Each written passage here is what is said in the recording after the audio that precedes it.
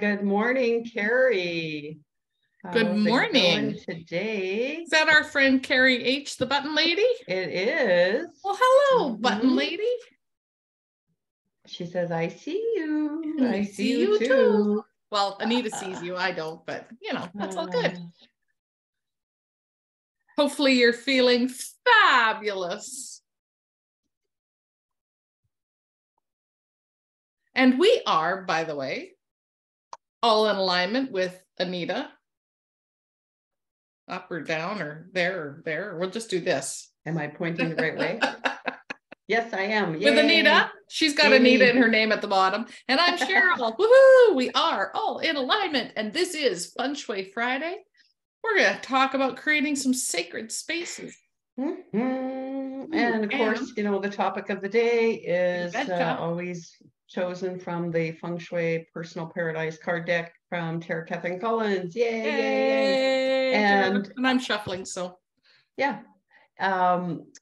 Last week was our first Friday of the month, and we did our Oracle card reading. And so thank you for everybody for tuning in for that. Yeah. That's always a popular time. And people say, I want a reading. And it's always so accurate, right? And it's irrelevant. I shouldn't say irrelevant. It's relevant for everybody. For everybody, right? The information is always relevant. Here's something that's fascinating. So, on Tuesday mornings at 10 a.m. Mountain, my friend Calais and I we have the hourglass transmissions. Yes. And there's always a message and a theme, and we both channel. Yep. Well, this Tuesday, excuse me, funny. So I was guided to a Feng Shui deck. Oh. And the card that came out was ceilings. Oh. And still, seriously, you'd think, what does Feng Shui have to do with channeling? What do ceilings have to do with channeling? And, I'm trying to think of what the theme was. But the song was Everybody Plays a Fool. Oh, what was our theme? FKLA's on. Yeah, she's on. Good morning, Kathy. Good morning, Elkie. Oh, good morning, ladies. Kath, what was the theme name this week? I can't remember off the top of my head. Anyway, you think, what the heck does one thing, and they tie it all together. Spirit just blows my mind, really. So you have to go listen to it because you think, seriously? Yeah. Ties it all together. That was so relevant. And I'm just noticing us both on screen, I'm in green and you're in blue. I'm in the blues today. And that, we're in wood energy today, both of us. Yeah. And so I'm thinking that Cheryl, and again, we don't even plan this, we never know what each other's wearing or doing, or we pop on 5 minutes before we say good morning to each other. And anyway, so I'm thinking today Cheryl is going to be doing something in her yard as I am. So anyways. Yes. And honestly, in all this wild energy we're going through right now, being the roots in the bottom of the trees and connecting to Gaia is very important, not just for us, but for everybody. Yeah. So we were drawn, both of us, to that wood energy today. Knowing that we need that extra support, right? Because that's what wood energy does. Wood energy offers us support. It offers us the opportunity, like you said, Cheryl, to get grounded. Wood energy is very nourishing, and it exemplifies growth as well. Right. So, it's amazing how, again, we're energetic beings, and we can use the 5 elements, we can use the energy to benefit us. Absolutely. And so innately, or intuitively, right, our inner guidance, when we go to the closet in the morning, knows what energy we need to help us, feel balanced for the day. And here's the funny part. I was thinking about doing purple or red, and then I went, no, I need blue today. Yeah. I didn't want more fire energy. I wanted the wood energy. Yeah. So I mean, the 5 elements, I mean, the study of it on its own is can amazing. benefit you in so many ways. So it's not just our exterior, outdoor, physical environment. It's this environment too, right? 100%. So anyways, play with some energy with what you're wearing. Yeah. And again, you know, color is the first thing that we see. Absolutely. And if we're showing up in the world this way, again, we have the ability to affect someone else's subconscious mind, and they don't even know it, but just being in the presence of the wood energy will help them feel more supported, more calm, more nourished. Exactly. So we've got people online, which is great. So this is Audience Participation Day. So the first person that was online was Carrie. Carrie, pick a number between 1 and 3. The second person I think you said was Kathy. Kathy, type in top. Elke. Actually, I think Elke got there before Kathy. Okay, so Elke, then type in the word top or bottom. Pick one. And then Kathy, a number between 1 and 10. Okay, so Carrie says number 2. Okay. And the theme of the hourglass was it starts in the gut. That's what it was. So it starts in the gut. Feng Shui and ceilings. Right. Yeah. And ceilings. And spirit ties those together. Okay. Elke, top or bottom? We're waiting. And good morning, Vanessa, joining us from Edmonton. Nice to have you join Vanessa. Us. Yes. No, it's a different Vanessa. Yeah. And Elke says top. Okay. And Kathy says 6.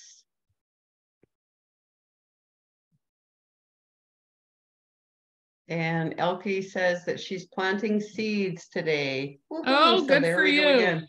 There's some of that wood energy again. You know what? I heard a thing, and I've never done it myself. Depending what kind of seeds you're planting. Hang on, you can talk in a second. Okay. We're going to reverse that now. This time I want Kathy a number between 1 and 10. Oh, sorry, 1 and 3. Terry, top or bottom, and Elke a number between 1 and 10. Now go ahead with your story. Okay. Well, I just have to wait for them to, yeah. So anyways, there was something I read about seeds. So if you're planting vegetable or crop seeds, Kathy says 3, Elke says 7, and Carrie says top. Okay. Thank you. Okay.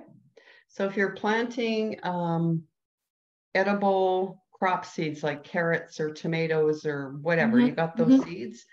And I don't know, I have never done this myself, but they say if you take the seed and you put your saliva on the seed, then it actually, the plant will grow in unison or whatever with your DNA. So the plant will grow a different way in order to support your specific DNA. Well, that's fascinating. Have you ever seen the size of a carrot seed? Yeah. Yeah, the carrot seeds are small. I don't know. Radishes is like, how the heck would you do that? Well, maybe you got to spit on them or something. Well, that's what I'm thinking, guys. I can't see that happen. I don't know, but and then you got to get them apart to seed them. I don't know. So it might be something, you know, research it and see. Yeah, but anyways. Or you could just set the intention. Or you could set the intention with your saliva somewhere.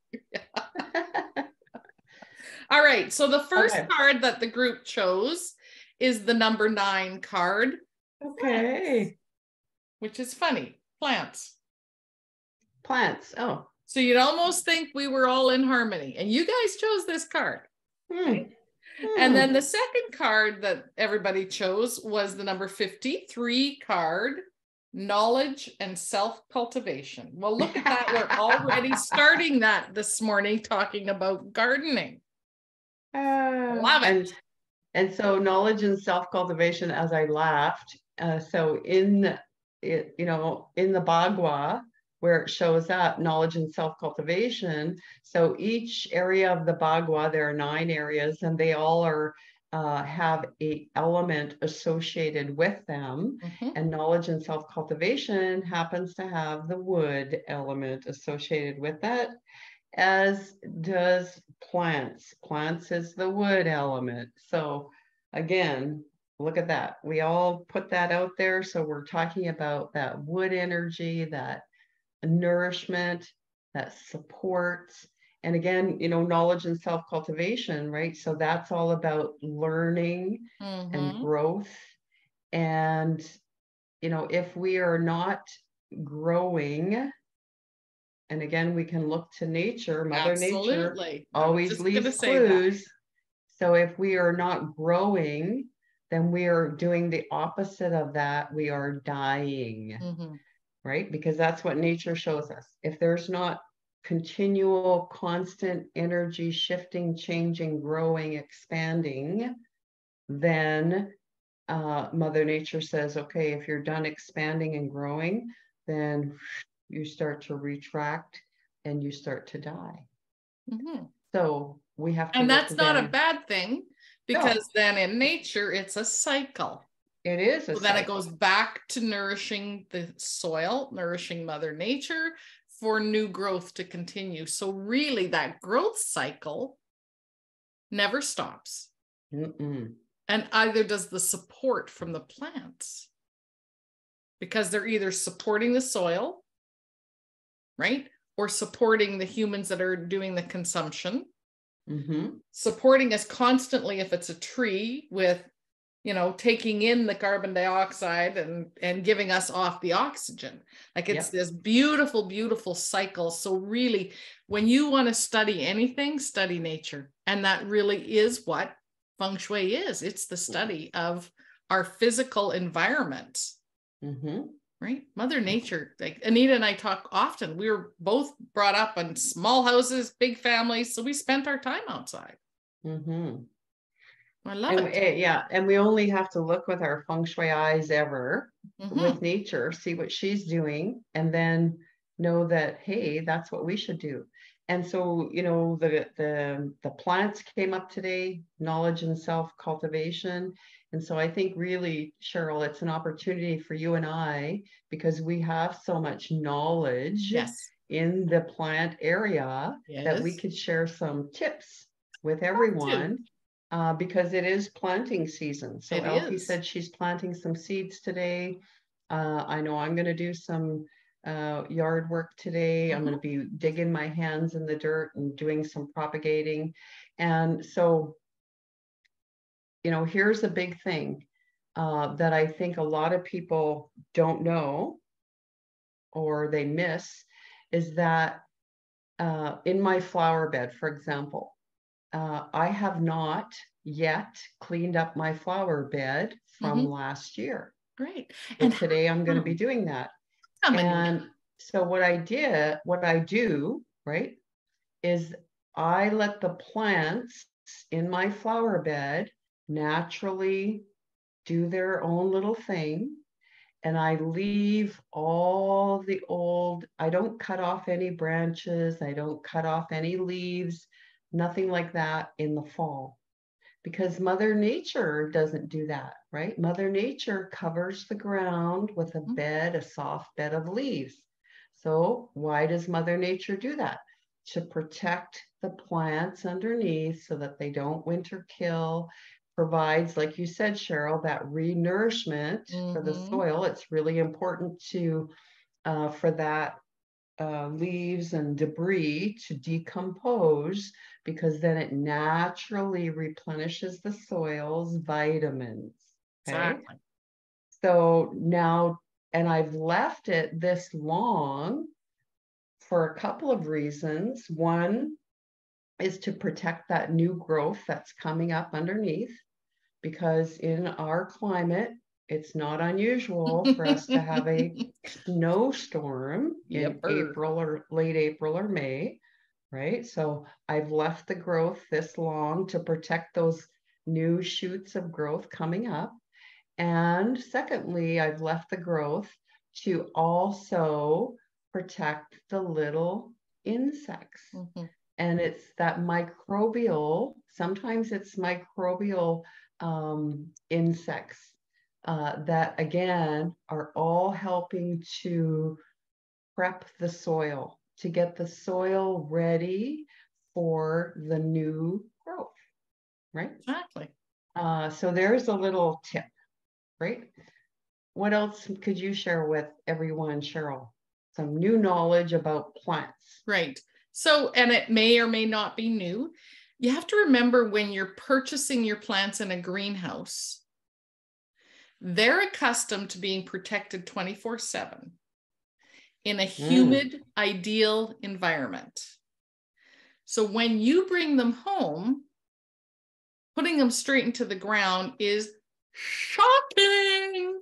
It would be like you getting out of bed and standing in an ice tray or a freezer, walk-in cooler.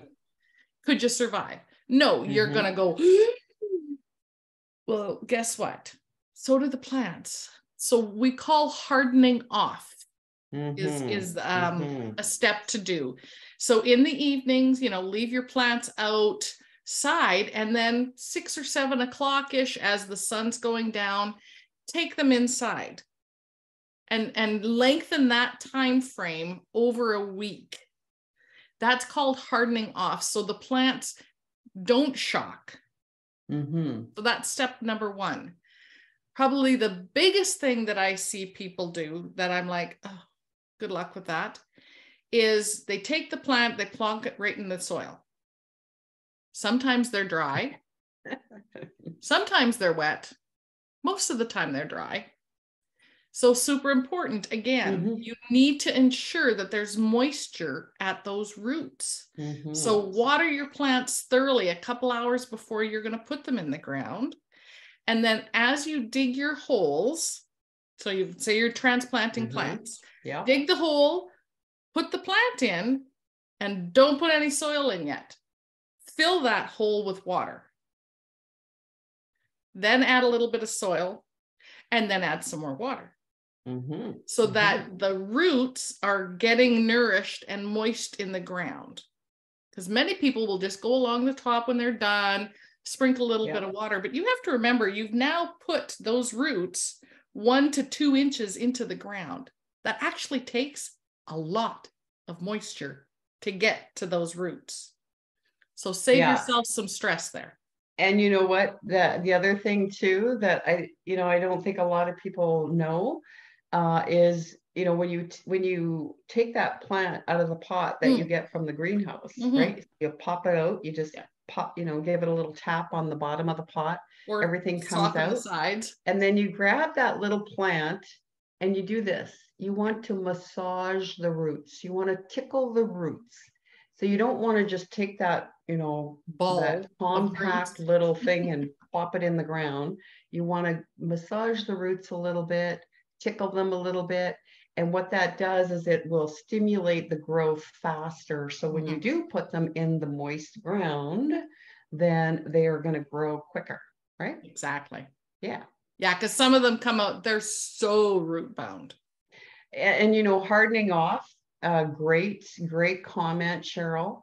Great tip on that. Some greenhouses do harden off their plants already. So it may be the question that you ask at your greenhouse. The greenhouse, the nursery likely are already hardening off the plants. It would be the places like Home Depot and Canadian Tire and the superstores, those places, they don't have that same kind of care and attention, right? But the places that grow the plants, chances are, some of the geraniums, those kind of things will already be hardened off. So then you would be safe to plant them in your planter or in the ground or what have you. But so those are questions to ask, right? Right. This afternoon, I already know I'm going to be going out and digging in the dirt, right? And so one of the properties has along the whole garage all these daylilies. Oh, yeah, we were talking about this the other day. Yeah, so there's all of these daylilies, and you know, daylilies provide a really nice show of greenery. You know, their Their leaves are foliage is nicely beautiful. rounded and elongated. They're not sharp and pointy. They just flow like a beautiful little waterfall. And then they get these, you know, lily type flowers that pop up. Now, what a lot of people don't know about daylily is that they need to be propagated. So you actually need to dig them up right now, in the spring. You need to dig them up and kind of, you know, split them up a little bit and move them around in the flower bed. When you do that, when you propagate them, they will flower for you. And a lot of people will, you know, get them from the nursery or the garden center, buy a big plant, stick it in, it flowers beautifully that season. Then next year the thing doesn't flower, and then the year after it doesn't flower. And they go, what the heck happened? You know, must be some, and then they go buy a new one. But they don't have to. The daylily needs to be propagated. And so you need to dig it in, dig them, you know, and take some out and share them with your neighbor and your friends, and then they will bloom for you every year. Exactly. I love daylilies, and I love them for the foliage. And they're called daylilies because the flowers literally only last a day. A day. So they're big flower producers. They just don't last long. Yeah. But I love daylilies for the foliage. They're such a, and a waterfall is a really great way to compare them to an image. And they're almost this color. Yeah. Right? Yeah. Yeah. Beautiful. Beautiful.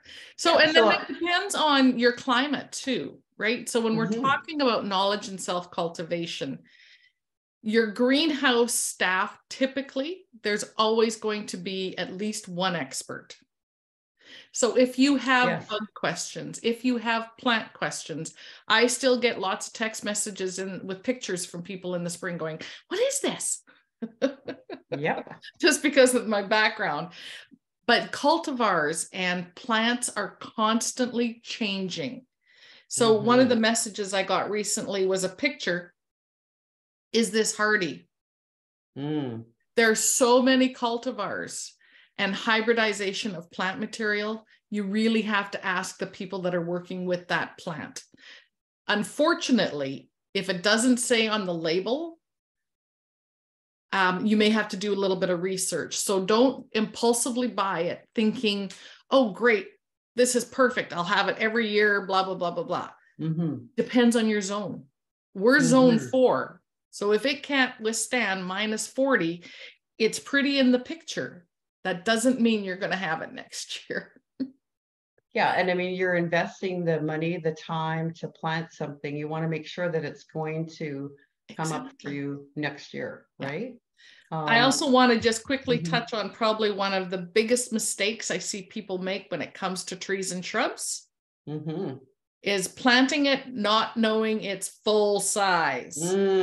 Oh, that drives me crazy. Okay. So if you're buying a 60-foot potential spruce tree, or your child brings home this little spruce seedling from work, don't plant it under the window. I hate to break it to you. You're going to be trying to move that puppy in a few years. So plant accordingly to the mature size. Yes, that's a great point, because you know what? We actually had an instance of that with this new property. The previous owner had sentimental value to some plants or trees that was out on the family farm or something like that.